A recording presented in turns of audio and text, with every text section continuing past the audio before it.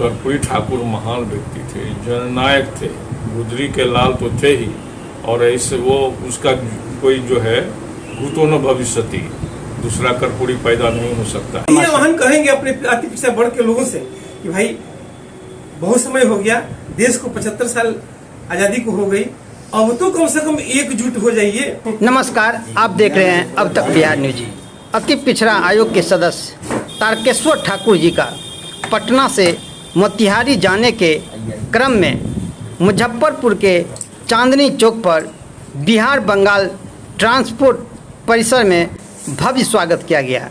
पताही पंचायत के मुखिया संजय कुमार ठाकुर जी के नेतृत्व में रविंद्रनाथ ठाकुर, राम नरेश ठाकुर, संजय ठाकुर, हरेंद्र ठाकुर, मुकेश ठाकुर, अरविंद शर्मा, अरुण कुमार, रागिनी ठाकुर, अखिलेश ठाकुर और कुंदन कुमार ठाकुर ने उनका भव्य स्वागत किया। लोगों ने माला पहनाकर उनका स्वागत किया। सर, आप अति पिछड़ा आयोग के सदस्य हैं। सर, अति पिछड़ा जो है टुकड़े टुकड़े में बट गया, इस पर क्या कहेंगे? टुकड़े टुकड़े में बटे नहीं है, बटे हुए, और अब संगठित होने का काम कर रहे हैं। और अति पिछड़ा संगठित होगा, और संगठित होगा, अपने अधिकार के लिए लड़ाई लड़ेगा।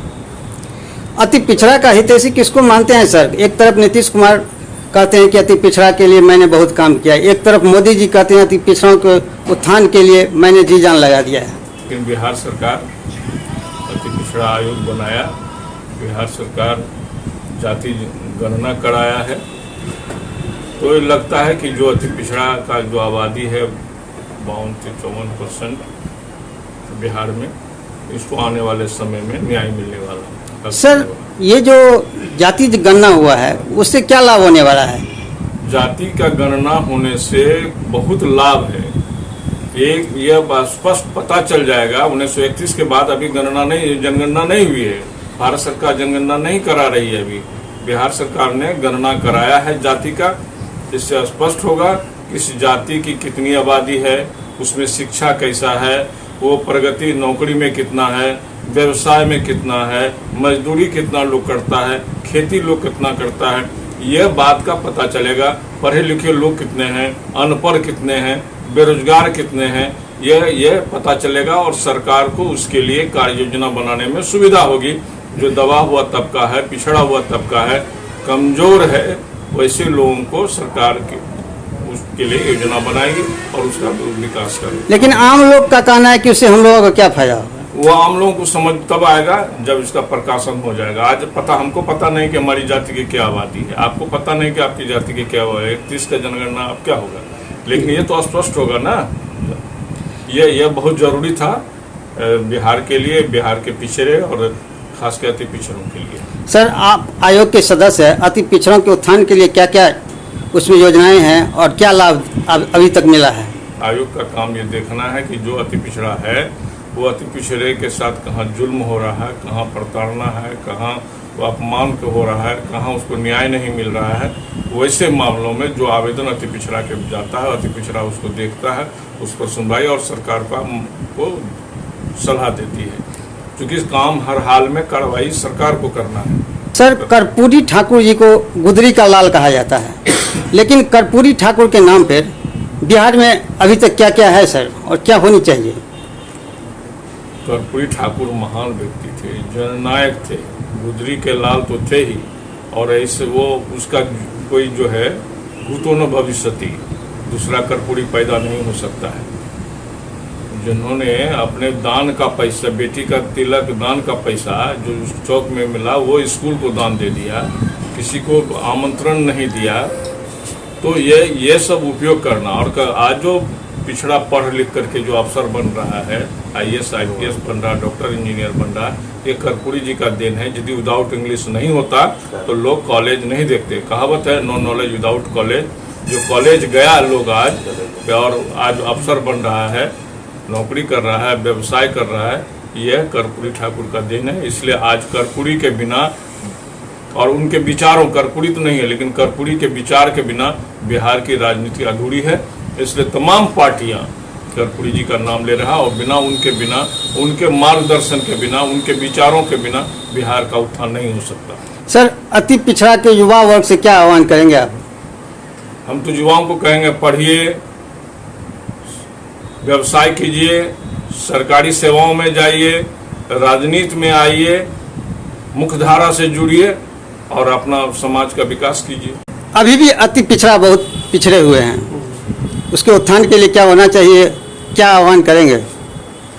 अति पिछड़ा के उत्थान के लिए हमारी सरकार, बिहार सरकार बहुत सारी योजनाएं लेके आई है, और बहुत सारा ये अभी 10 लाख का एक योजना है, जिसमें 5 लाख हमारे अति पिछड़ा वर्ग के लिए माफ है और 5 लाख रुपया उसको देना पड़ेगा।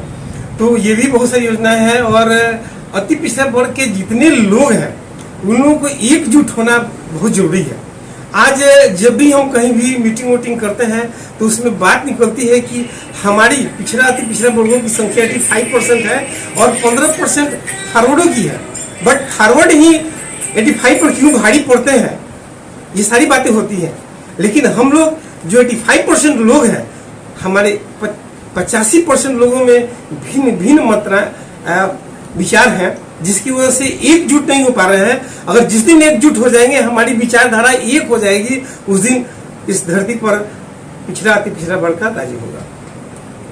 सर, अति पिछड़ा वर्ग का टुकड़े टुकड़े में बांटने का दोषी कौन है सर? समाज खुद है या नेता है?